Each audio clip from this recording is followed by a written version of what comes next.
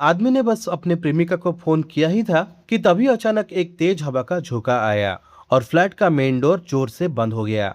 दरवाजे की चाबी बाहर की तरफ लगी हुई थी। वो घबरा कर डोर नॉब से दरवाजा खोलने लगा, लेकिन लाख कोशिशों के बाद भी दरवाजा नहीं खुला। उसने ज्यादा जोर लगाया, तभी कचक की आवाज आई और डोर नॉब बीच से टूट गई। ये देखकर वो आदमी पूरी तरह सन्न रह गया। वो दरवाजे को धक्का देने लगा, लात मारने लगा, इतना थक गया कि पसीने से भीग गया, पर दरवाजा टस से मस नहीं हुआ। कई कोशिशों के बाद उसे अचानक कुछ याद आया। उसने मोबाइल निकालकर अपने प्रेमिका को फोन किया और उससे कहा कि एक परेशानी हो गई है, इसलिए शादी में मैं टाइम पर नहीं पहुंच पाऊंगा। लेकिन प्रेमिका झुंझला कर बोली कि अगर तुम नहीं तो कोई और सही। इससे पहले वो उसे कुछ और समझा पाता, अचानक कॉल ही कट गई। उसने तुरंत दोबारा कॉल लगाया, लेकिन तब तक वो उसे ब्लॉक कर चुकी थी। दरअसल आज उसकी शादी थी, पर शायद किस्मत को कुछ और ही मंजूर था। वक्त बर्बाद होने से मोबाइल की थोड़ी सी बैटरी भी खत्म हो गई। ऊपर से ये अंडर कंस्ट्रक्शन फ्लैट जहाँ पर बिजली कभी आई ही नहीं थी। वो गुस्से में दरवाजा तोड़ने की कोशिश करने लगा। पहले प्लायर से हैंडल तोड़ने की कोशिश की, फिर बार बार हथौड़े की तरह मारता रहा, लेकिन दरवाजे पर सिर्फ थोड़े से ही निशान पड़े। तभी गुस्से से वो किचन से रेंच उठाकर दरवाजा तोड़ने लगा, लेकिन एक बार उल्टा उसके ऊपर ही पड़ा, जिससे उसका हाथ घायल हो गया। उसने गुस्से से दरवाजे पर जोर से लात मारी, ये सोचते हुए कि वर्ल्ड कप खेलने वाला उसका पैर जरूर दरवाजा तोड़ देगा। लेकिन असल में इस इमारत का ज्यादातर पैसे इस दरवाजे को बनाने में लगाए गए थे। नतीजा ये हुआ कि उसका पैर लगभग टूट गया, लेकिन दरवाजा हिला तक नहीं। अब वो चारों ओर देखने लगा ताकि कुछ और काम आ सके। उसकी नजर टीवी पर पड़ी, जो कि उसने फ्लिपकार्ट बिग बिलियन सेल में लोन लेकर खरीदा था। उसने जोर लगाकर टीवी को तोड़ा और उसे उठाकर बालकनी से नीचे फेंक दिया। ऐसा करने का उसका मकसद था नीचे वाले चौकीदार अंकल का ध्यान खींचना, ताकि वे ऊपर आकर दरवाजा खोल दें। सैकड़ों मीटर नीचे टीवी जमीन से टकराया।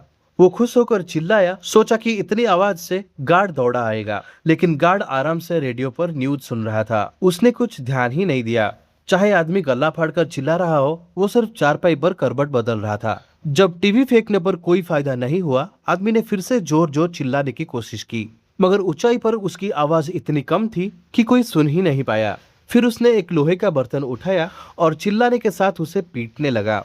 उम्मीद थी कि आवाज दीवारों से नीचे तक पहुंचेगी, लेकिन शाम तक उसका गला बैठ गया। फिर भी कोई मदद के लिए नहीं आया। थके हारे आदमी ने कार्डबोर्ड पर टूथपेस्ट से मदद करो लिखा और नीचे फेंका, लेकिन हवा से उड़कर कार्डबोर्ड छत के ऊपर जा गिरा। दूसरी बार भी वही हुआ।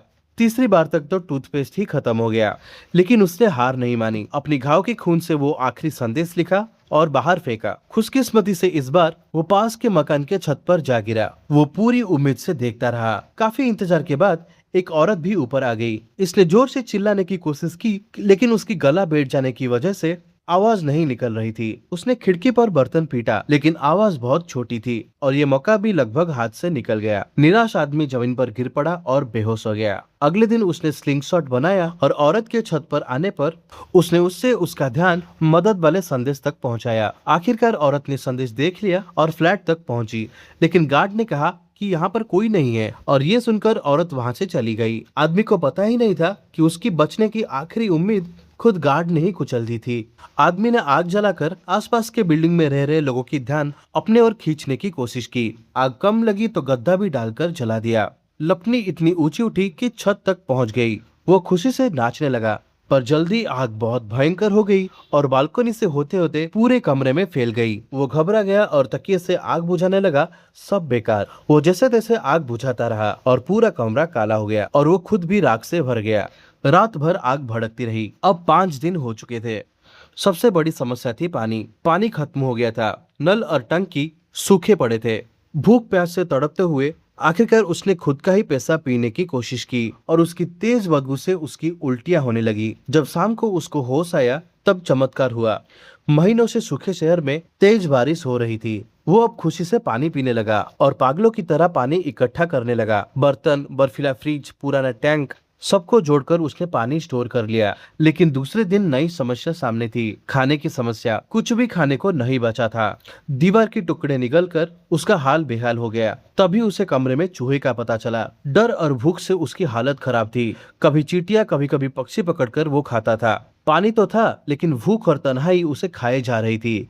7वें दिन उसने लोहे की छड़ें काटकर भागने की कोशिश की। वो दिन रात एक करके बालकनी की ग्रिल काटने लगा, लेकिन बस हल्की खरोंची आ पाई। समय बीतने के साथ उसका जमा किया पानी भी सड़ गया। वो बीमार हो गया और सारी रात उल्टियां करता रहा। स्थिति और बिगड़ गई, लेकिन तभी उसे पुष्पा का वह डायलॉग याद आया। आखिरकार एक हफ्ते बाद उसने हिम्मत जुटाकर लोहे की ग्रिल को तोड़ दी और फिर शुरू हुई उसकी जिंदगी की सबसे खतरनाक यात्रा। वो 36वीं मंजिल से पड़ोस की मंजिल में उतरने लगा, कभी दीवार पकड़कर तो कभी बेल्ट से लटक कर, एक एक कदम मौत के मुंह में। आखिरकार वो 28वीं मंजिल में पहुंच गया, पर वहां बालकनी नहीं थी। उसे दीवार के सहारे सरकते हुए कांच का दरवाजा मिला। लाख कोशिश के बाद उसने उसे तोड़ दिया और अंदर जा पहुंचा। उसी पल उसका दिल हल्का हो गया। पूरे 10 दिन और 10 रात फंसे रहने के बाद उसने हार नहीं मानी थी। आखिरकार उसकी जबरदस्त जीने की चाह और हिम्मत उसे इसी अधूरी इमारत से बाहर निकाल लाई।